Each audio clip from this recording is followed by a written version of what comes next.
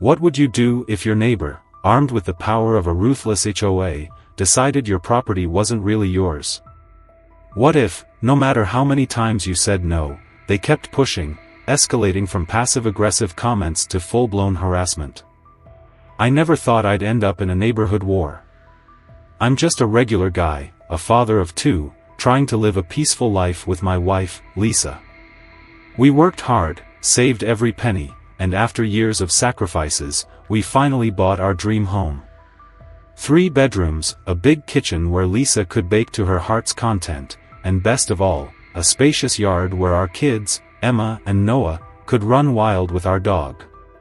It wasn't a mansion, but it was perfect. For 5 years, life was good. The neighborhood was quiet, the schools were great, and the weekends were spent grilling burgers in the backyard while the kids played. Then I met Karen. If you've ever dealt with an HOA nightmare, you already know the type. Mid-50s, bleach blonde bob, oversized sunglasses, and a permanent scowl like she just smelled something bad. But Karen wasn't just a nosy neighbor, she was the HOA enforcer, the self-appointed ruler of our little suburban world. And the worst part? Our house was outside the HOA's jurisdiction. While everyone else had to follow their ridiculous rules, I didn't. Karen hated that. She showed up at my door within days of us moving in, smiling in that fake, tight-lipped way that made my skin crawl. She handed me a casserole and a printed packet of HOA rules, launching into a well-rehearsed speech about neighborhood standards and community harmony. I remember thinking it was a nice gesture, until I realized she wasn't here to welcome us. She was here to recruit us. I know you're technically not in the HOA, she said, her voice sugary sweet, but we think it's in everyone's best interest if all the neighbors participate. It keeps things civil. That was the first warning sign. I thanked her, told her we weren't interested, and closed the door. At the time, I didn't think much of it. Just another overbearing HOA type trying to strong-arm someone into their little club. But looking back, that was the moment Karen declared war. At first, it was little things. Side-eye glances when I mowed my lawn a little too late in the evening. Fake smiles when I waved at her. Friendly reminders about how the rest of the neighborhood kept their trash cans in approved locations. Then it got worse. One morning, my garbage cans disappeared. I found them 2 days later, tucked neatly behind the HOA community center. A week after that, my car was egged overnight. And then there was the trash, random garbage scattered across my lawn every few days, despite the fact that we never left anything outside. The day I caught her in the act was when I knew this was personal. I stepped outside to find Karen walking by my house, an overflowing trash bag in one hand. As she passed my driveway, she accidentally dropped a few things: fast food wrappers, a crushed milk carton, some crumpled napkins. She bent down to pick them up, conveniently missing half of it, then straightened up and kept walking like nothing had happened. I called after her. "Hey, Karen, I think you dropped something." She turned, expression blank, then glanced at the mess on my lawn. Maybe if your yard didn't look so unkempt, people wouldn't think it's the neighborhood dump. And then she walked away. My blood boiled. I had ignored her nonsense for months, but this was deliberate. She wasn't just trying to control the neighborhood, she was trying to make my life hell. And that's when I made a decision. If Karen wanted a war, I wasn't going to roll over. I knew Karen was petty, but I had no idea just how far she was willing to go. After months of back and forth, I thought she'd get bored and move on to some other poor soul who dared to step out of line. I was wrong. If anything, my refusal to submit made her double down. It started with my neighbors.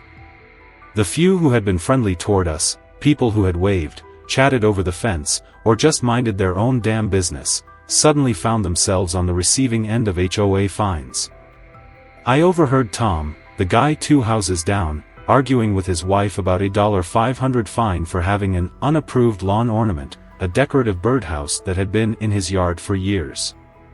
A retired couple on the next street over got fined for their mailbox being non-compliant, even though it was the same one that had been there when they bought the house. Another neighbor, a single mom, got hit with a notice demanding she repaint her home because it was allegedly 2 shades too dark for HOA standards. These were people who had never had issues before, and it wasn't hard to see the pattern. Karen was targeting anyone who showed me even a shred of support. It was a message: if you side with him, you'll pay for it. But she didn't stop there. A few weeks later, I got a call from my kid's school. The principal's voice was polite but firm, asking if Lisa and I could come in for a meeting regarding some concerns about our family. My stomach dropped. Concerns? About what? When we arrived, we were ushered into the office, where the principal sat with an uncomfortable look on her face. She sighed and leaned forward, folding her hands together. "I want to be clear," she said, "we're not making any accusations. But we received an anonymous report about possible instability in your home environment. Given that your children are enrolled here, we felt it was best to address this directly with you." Lisa and I exchanged a glance, both of us equally dumbfounded. "Instability?" I asked. "What does that even mean?"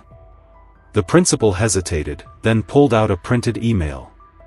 It was a complaint letter, detailing how our home was a known problem in the neighborhood, how we were hostile toward community values, and how multiple residents had expressed concern about the well-being of our children in such an aggressive environment. I barely needed to read between the lines. "Karen." Lisa shot forward in her seat. "This is absurd. Who even wrote this?" The email was sent anonymously, the principal admitted, shifting awkwardly. "We don't take anonymous reports too seriously, but, well, we felt it was best to hear directly from you." I clenched my fists, breathing hard through my nose. Karen was trying to drag my kids into this. She wanted to paint me as an unstable father, someone so toxic that even the school needed to investigate. I leaned forward. "You've met my kids," I said, trying to keep my voice calm. "You know they're happy, safe, and well cared for." The principal nodded. "We have no concerns on our end," she assured us. This just seemed unusually targeted. "Yeah. No kidding." Lisa and I left that meeting furious. Karen had crossed a line that should never be crossed. It wasn't just petty HOA power plays anymore. She was trying to ruin my reputation. But the worst part? She wasn't finished. That weekend, I woke up to a city notice posted on my door. Animal control complaint, immediate action required. I skimmed through it, my heart pounding. Someone, I wonder who, had reported our dog as a dangerous animal. According to the letter, the complaint stated that our Labrador had been seen roaming the streets, acting aggressively.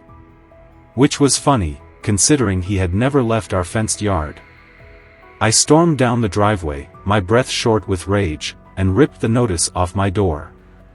Karen was in her front yard, watering her perfectly manicured flower bed, pretending like she wasn't watching me out of the corner of her eye. I walked straight to the curb, my voice steady but full of venom.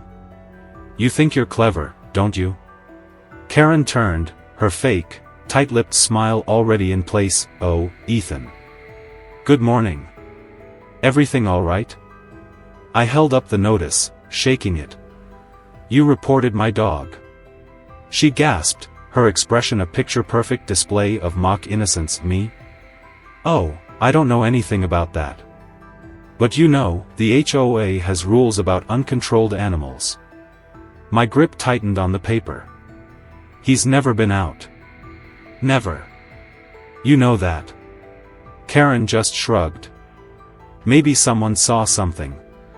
Maybe you should think about what kind of image you're projecting." That was it.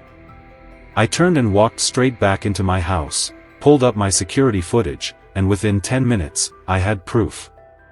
At exactly 10:37 p.m. the night before, Karen had walked up to my fence, pulled out her phone, and recorded a fake, scared video, claiming my dog was barking aggressively. She then sent it to animal control, pretending to be a concerned mother. I was shaking with rage. This wasn't just an annoying neighbor dispute anymore. Karen was actively trying to tear my life apart. And that was when I knew. I had to stop playing defense. Karen wanted a fight? I was done backing down. The day started like any other. I was in my home office, working through emails, half listening to the sound of my kids playing upstairs. Lisa was in the kitchen, humming as she prepped cookie dough for an upcoming school bake sale. It was a normal, peaceful afternoon, the kind of day that made all the hard work of homeownership worth it. And then I heard it. A deep, rumbling vibration shook the windows, so low and heavy I could feel it in my chest. At first, I thought maybe it was a construction truck passing through, or a garbage pickup running late. But the noise didn't fade. It grew louder. My stomach twisted as I pushed back my chair and moved to the window, peering outside. That was when I saw it. A massive semi-truck was turning onto our quiet suburban street, rolling forward like a beast too big for its surroundings. It wasn't hauling a full trailer, just the cab and a short empty hitch, but even without cargo, the thing was enormous, easily the largest vehicle I had ever seen on our block. And behind the wheel, gripping it like she was steering a tank into battle, was Karen. For a second, my brain refused to process what I was seeing.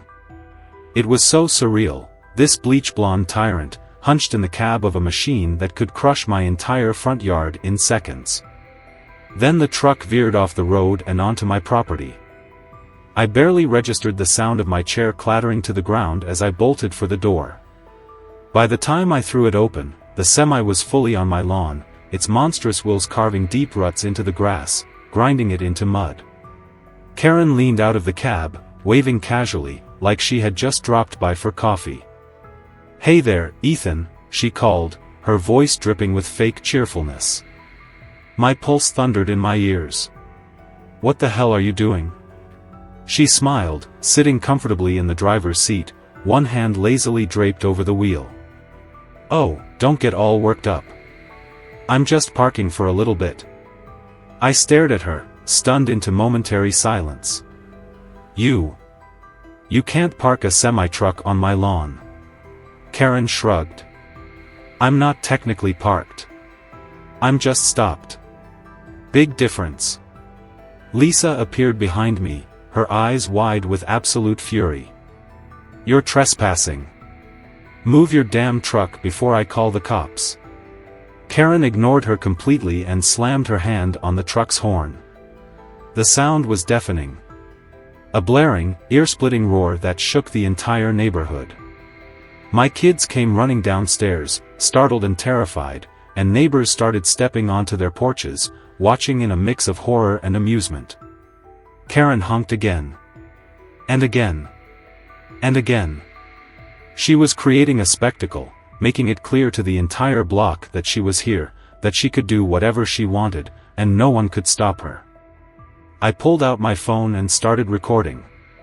"This is Karen," I said into the camera, panning over the semi, the destroyed lawn, and my blocked driveway. "She has parked a semi-truck on my property, refuses to leave, and is now blasting the horn like a lunatic." Karen stiffened when she saw the camera, her smirk faltering just a little. "You can't record me," she snapped. I took a step forward, zooming in on her smug, scowling face. "Watch me." That was the moment something shifted in Karen's expression. For the first time, she looked nervous. She glanced around, probably realizing that multiple neighbors were also recording, that she wasn't in control anymore. Then, in a sudden panic, she slammed the truck into reverse. I barely had time to react before the trailer swung wide, straight into my car. Metal crunched. Glass shattered. My sedan lurched sideways, slamming into the garage door with a sickening crunch. "Stop!" I roared, waving my arms. Lisa screamed. Karen froze. She stared at the damage, then back at me, and for a moment, it was as if she truly realized how badly she had screwed up. And then? She did the most insane thing imaginable. She threw open the truck door, and ran. I stood there, my mouth open in sheer disbelief, watching Karen bolt down the street like a damn cartoon villain, leaving the semi still idling on my wrecked lawn. Neighbors gasped. Some laughed in shock. She just ran away, someone whispered. Lisa grabbed my arm. Call the police. Now. I was already dialing. The chaos in my front yard felt surreal. My destroyed lawn, the semi-truck idling like an abandoned war machine, my car crumpled against the garage door like a crushed soda can, and Karen? She was gone.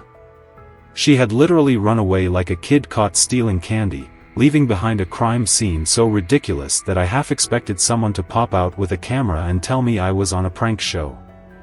But this wasn't a joke. The moment I hung up with 911, sirens were already echoing in the distance. When the police arrived, they took one look at the truck, the wreckage, and my video evidence before shaking their heads in disbelief. She really just ran? One of the officers asked, looking at the abandoned semi. Like the wind, I muttered, still in shock. The officers examined the damage, took my statement, and ran the plates on the truck. It didn't take long to track it back to a rental company. The best part? Karen had rented it in her own name. By the next morning, a warrant was issued for her arrest. At first, it seemed like Karen had vanished off the face of the earth. Her car was still in her driveway, but there was no sign of her. Days passed. Then a week. The police assured me they were actively searching, but I was starting to wonder if she had actually managed to slip away. Then, one afternoon, I got the call. Mr. Carter, the officer said. We've found Karen. Turns out, she hadn't gone far. She was hiding out in a rundown motel in the next state over, paying in cash and using a fake name. But she wasn't as clever as she thought. Her credit card history led the police straight to her. When officers arrived at the motel to arrest her, Karen tried one last stunt. She clutched her chest, gasped for air, and collapsed, dramatically wailing that she was having a heart attack. Paramedics were called. They checked her vitals. And surprise, surprise, she was perfectly fine. And then, in a moment of pure comedy, as Karen tried to make one final break for it, she tripped over her own purse and face-planted onto the pavement. Her grand escape ended with handcuffs and a bruised ego. Back in our town, the trial became the talk of the neighborhood. The courtroom was packed. Neighbors, former HOA members, even people who had only heard about the insanity showed up to watch Karen finally face consequences. The charges against her were stacked: trespassing, reckless endangerment, hit and run, property damage, and evading law enforcement. The prosecutor didn't hold back. The first piece of evidence was my video, showing Karen in the truck, honking like a lunatic before smashing into my car. Then came the rental records, proving Karen had booked the semi-truck a full week before the incident. Then the police testimony, the officers detailing how she fled the scene, hid in another state, and faked a medical emergency to escape arrest. Karen's lawyer tried everything to paint her as a victim. The defendant was acting out of stress, they argued. She felt harassed, cornered, and overwhelmed. But the prosecutor shut that down instantly. A person who acts out of stress doesn't rent a semi-truck, drive it onto someone's lawn, destroy their property, then flee the scene. That's not stress. That's calculated malice. When Karen took the stand, she tried to spin the story. He's been difficult since day one, she whined. I was just trying to make a point about community standards. I didn't mean for things to get out of hand. The prosecutor raised an eyebrow. A point? They gestured to the courtroom screen, where the footage of Karen plowing through my lawn and wrecking my car played again in full HD. Is this how you make a point? Karen's face turned red. The jury? They looked disgusted. It took them less than 3 hours to come back with their verdict. Guilty.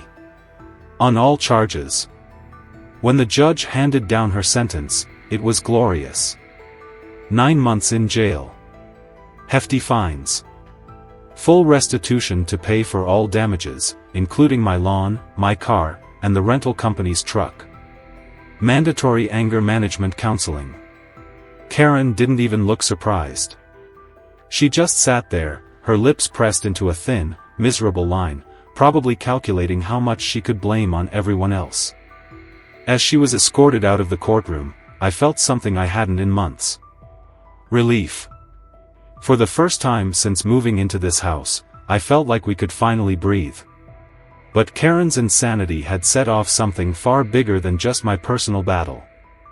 Because now, the entire neighborhood was turning against the HOA. With Karen behind bars, you'd think that would be the end of the chaos. But if anything, her downfall was just the beginning. Because once the dust settled, people started asking a different question: how did Karen get away with this for so long? It didn't take long for the neighborhood to turn its attention to the HOA itself. After all, Karen wasn't acting alone. For years, the HOA board had enabled her, letting her harass homeowners, issue bogus fines, and enforce rules that seemed to apply only when it benefited them. And now, with Karen exposed, people started coming forward with their own horror stories. One neighbor revealed that they'd been fined hundreds of dollars for planting a tree without proper approval, even though Karen's own yard had been stuffed with unapproved flower beds. Another family was threatened with foreclosure over HOA fees that mysteriously ballooned from $200 to nearly $3,000 overnight. And the worst? A single mom nearly lost her home when she was fined repeatedly for excessive noise, even though it was Karen herself blasting music outside her window at 6 a.m. People were furious. The HOA board tried to distance themselves from Karen, but no one was buying it. An emergency HOA meeting was called, and for the first time, the residents fought back. Homeowners demanded financial records, policy changes, and an end to the selective enforcement that had plagued the neighborhood for years. Under the pressure, board members started resigning one by one. Then came the real bombshell: a financial audit uncovered tens of thousands of dollars missing from the HOA's accounts. Money that should have gone toward neighborhood improvements had instead funded luxury vacations, private dinners, and home renovations for HOA leaders. The very people who had been punishing homeowners for small infractions had been stealing from them the entire time. With the HOA in complete disarray, the community made a decision. They voted to remove the existing board and elect new leadership. For the first time, the process was transparent, fair, and open to everyone. The new board rewrote the rules, implementing financial oversight, fair enforcement policies, and a grievance process to prevent abuse. In the end, Karen's rampage had backfired spectacularly. She had tried to control the neighborhood. Instead, she had united it against her. And me? After months of fighting, we finally had the quiet, peaceful home we had always wanted. No more Karen. No more harassment. No more nonsense. The only thing left to do was watch Karen's semi-truck stunt go viral, with people from all over the country sharing their own HOA nightmares. It became a symbol of everything wrong with unchecked power, a cautionary tale about what happens when you let the wrong people run the show. So now, I have to ask, have you ever felt powerless against an HOA, or a Karen? Share your experiences below. Let's see who had it worse.